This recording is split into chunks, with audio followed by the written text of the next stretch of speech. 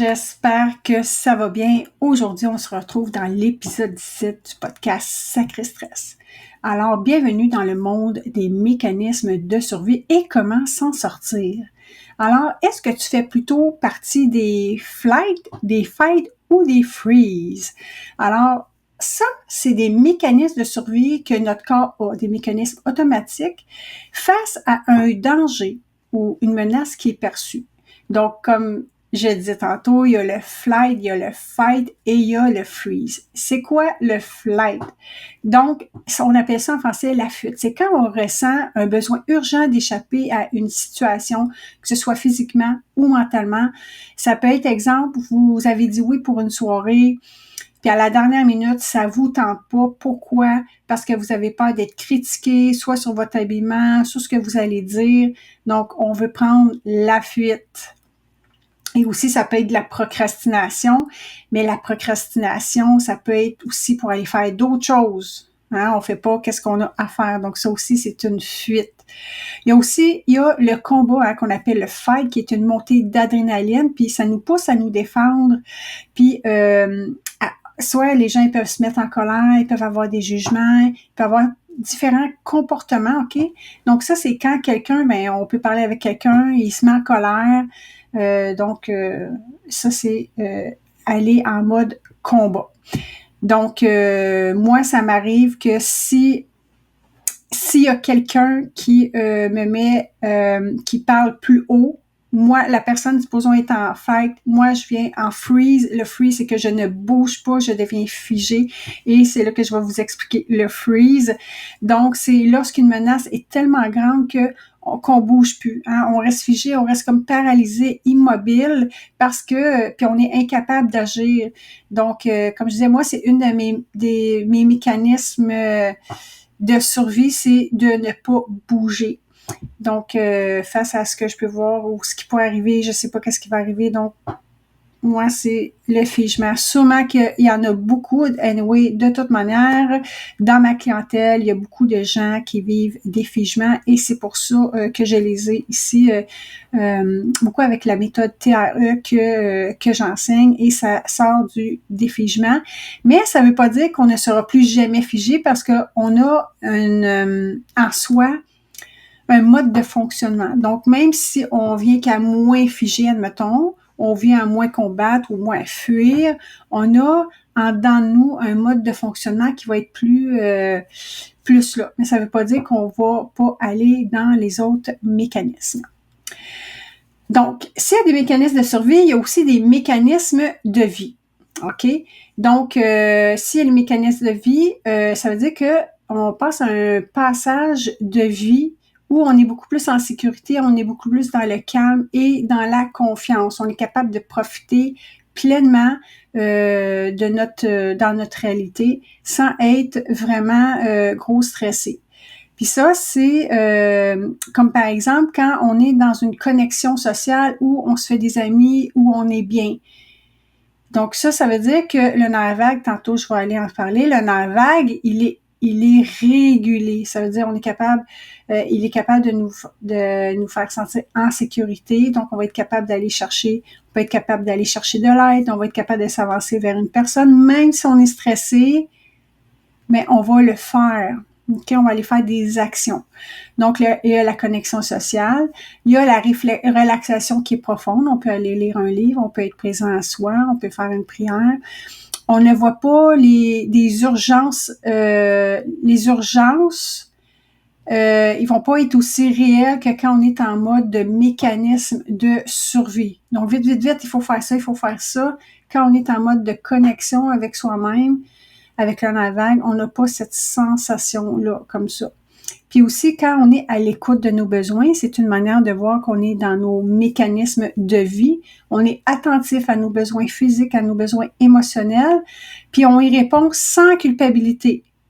Donc, je ne sais pas si ça va faire un petit flash, mais les personnes qui font des choses, qui essayent d'en faire pour soi-même, mais qui se sentent coupables, ils sont en mode survie. Ils ont un mécanisme de survie. OK? Donc, ces mécanismes-là, entre autres de survie, c'est des mécanismes qui sont importants. Nos ancêtres utilisaient beaucoup par rapport à des dangers qui étaient immédiats. Ils se retrouvaient devant, je sais pas, un mammouth, un animal, ben il y avait tout de suite des réactions de survie. Donc, dans notre vie moderne, nous, on voit peut-être pas un mammouth qui est devant nous, mais on a nos stress qui est peut-être le stress au travail, le stress dans la famille, on ressent des peurs, comme je disais tantôt, on a des peurs d'aller parler avec des gens, peur de se faire critiquer, d'être jugé. Donc, puis il y a aussi, on peut ressentir, quand on ressent des symptômes comme l'anxiété, on le ressent dans notre corps, ça aussi, ça peut être quelque chose qui est pour vous faire prendre conscience que quand vous sentez l'anxiété, du stress dans votre corps, vous êtes tout tendu, vous êtes en mode survie. Donc, ça veut dire que votre nerf vague, il est dérégulé. OK? Donc, quand on est en mode de mécanisme de vie, le nerf vague est régulé et quand on est en mode de mécanisme de survie, notre nerf vague est dérégulé. Et je vais vous dire tantôt des actions à faire pour aller le réguler. Donc, il y a... attendez un instant. Donc, les gens, ils consultent, eux, souvent parce qu'ils ont des peurs, ils ont de l'anxiété, ils se sentent insécures. Ils ont... mais ce qu'ils vont faire, c'est qu'ils vont aller chercher des méthodes, OK, puis c'est bien correct, là, ils vont aller voir des psychologues, des psychothérapeutes, ils vont aller chercher des techniques où on travaille avec le mental. Pourquoi? Parce que c'est quand que on se prend compte qu'on vit des émotions, qu'on a tel comportement, qu'on a telle croyance, et que ça vient justement à notre conscience. Mais avant que ça arrive avec notre conscience, ben, il y a quelque chose qui s'est passé à l'intérieur du corps. Donc, quand c'est dans notre conscience, ben, on a des prises de conscience, on apprend à se connaître, on a des solutions, mais ça arrive souvent qu'on se dit, crime, je l'ai travaillé, mais c'est encore là. Hein? Ça veut dire qu'il y a quelque chose qui est encore là. Ça veut dire qu'au niveau du corps, il y a quelque chose qui s'est installé. Mais c'est pas avec la tête qu'on va aller le travailler. On oublie que le corps, lui, il est là pour répondre avec des mécanismes de survie pour nous protéger. Hein? On a des réactions automatiques, on a des comportements qui reviennent. Pourquoi?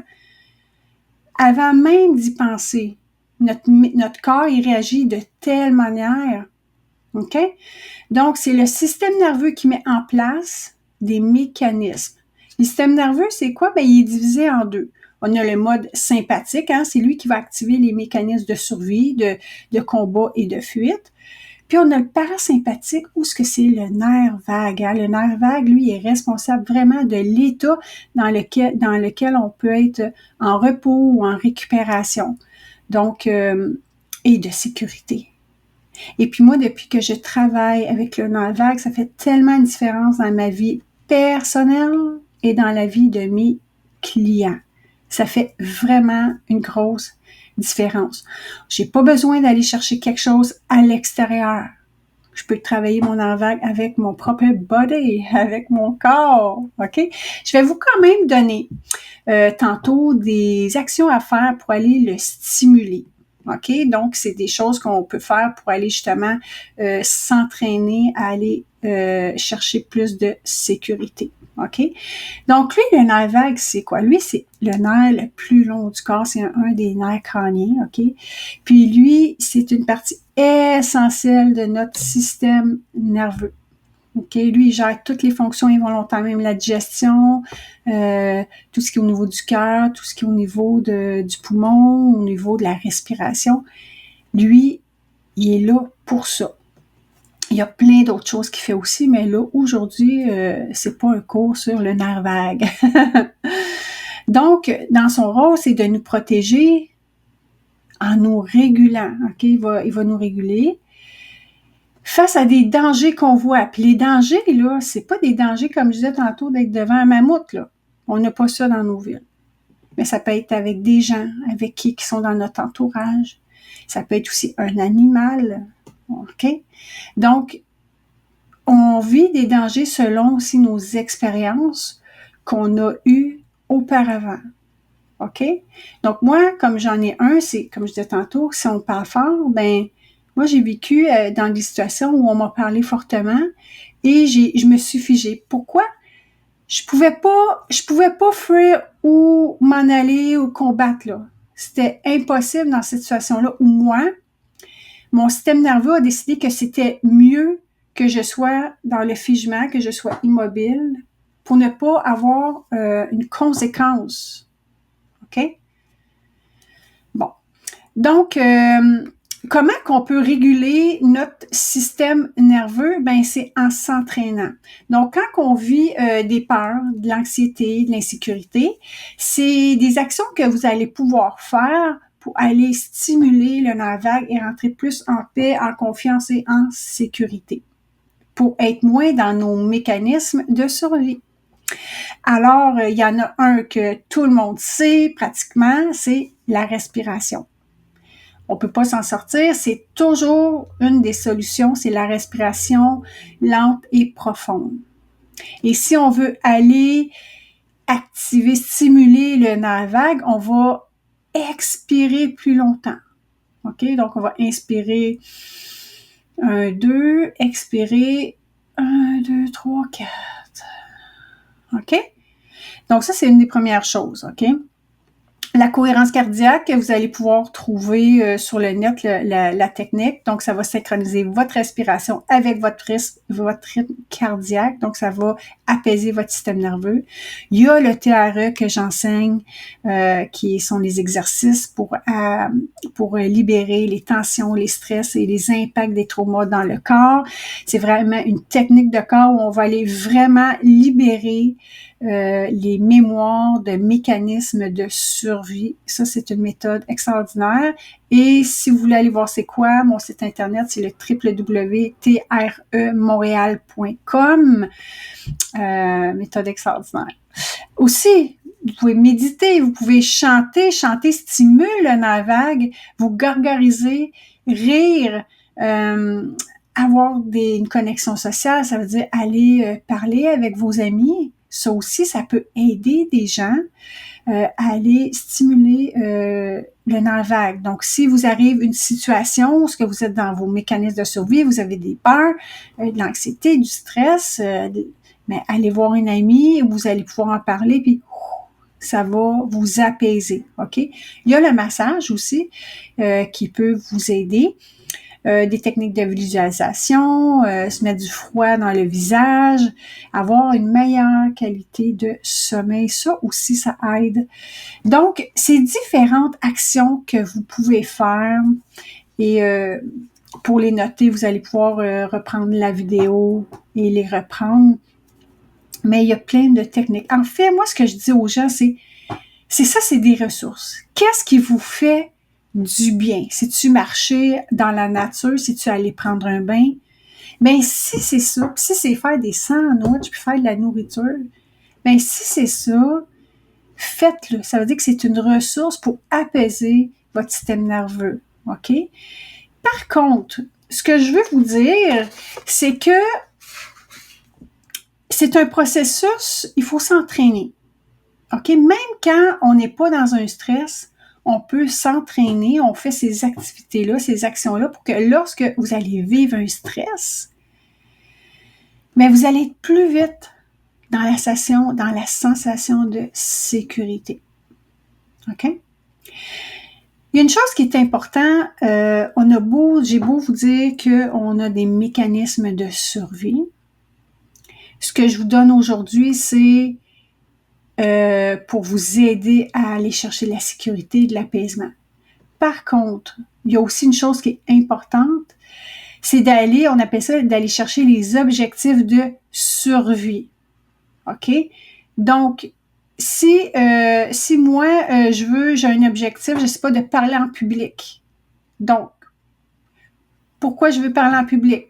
Parce que je veux aider des gens. Pourquoi je veux aider des gens? OK? Pourquoi? Mais là, après, il y a des questions à se poser. Parce que il y a qu'est-ce qui nous empêche de parler en public? On veut ça. Notre objectif de vie, c'est on veut parler en public. mais il y a quelque chose qui nous empêche. Pourquoi on passe pas à l'action? Et c'est des mécanismes de survie qui font en sorte qu'on n'arrive pas à faire nos objectifs. OK? Donc, il faut aller chercher ces objectifs de survie-là qui font que vous ne passez pas à l'action. Et ça, c'est les thérapeutes comme moi, les coachs en pleine confiance, la théorie polyvagale en fait, ceux qui ont appris avec la théorie polyvagale, le nerf vague, qu'on peut aller vous aider par rapport à vos objectifs de survie. Et vous allez voir, ça va vous dire tellement le pourquoi vous ne passez pas à l'action. Pourquoi vous avez des peurs, pourquoi vous êtes stressé, pourquoi ça vous insécurise. Donc, j'ai été dans un séminaire en fin de semaine passée avec mon professeur Ludovic Leroux. Il fait des séminaires parce qu'il démontre comment être coach en pleine confiance. Et j'ai vu des cas où c'était, oh mon Dieu, quand les gens ont découvert pourquoi elles ne passaient pas à l'action ou pourquoi elles vivaient telle chose, ça faisait tellement de sens que là, maintenant, après, on peut aller, admettons, avec la pendulation, aller chercher une solution pour passer à l'action et aussi avec les actions, les ressources que vous pouvez faire pour aller stimuler votre nerf vague. OK? Donc, le nerf vague, c'est votre meilleur allié pour se sortir des mécanismes de survie, pour aller à des mécanismes de vie. C'est essentiel de faire connaissance avec son nerf vague. OK? Donc, apprendre à le réguler, apprendre à s'entraîner pour avoir la capacité de vivre et non de survivre. OK? Ça fait une différence. Ça fait une différence dans ma vie, ça fait une différence dans la vie de beaucoup de mes clients. Quand on comprend notre système nerveux, quand on sait pourquoi on n'est pas capable d'arriver à ce qu'on veut faire, ça fait toute une différence. Alors, n'oubliez pas, je suis en cet enregistrement-là, comme les autres épisodes de mon podcast Sacré Stress. Je suis sur YouTube si vous voulez me voir en visuel. Je suis aussi sur toutes les plateformes d'audio podcast et je vous propose de vous abonner, commenter, partager, liker.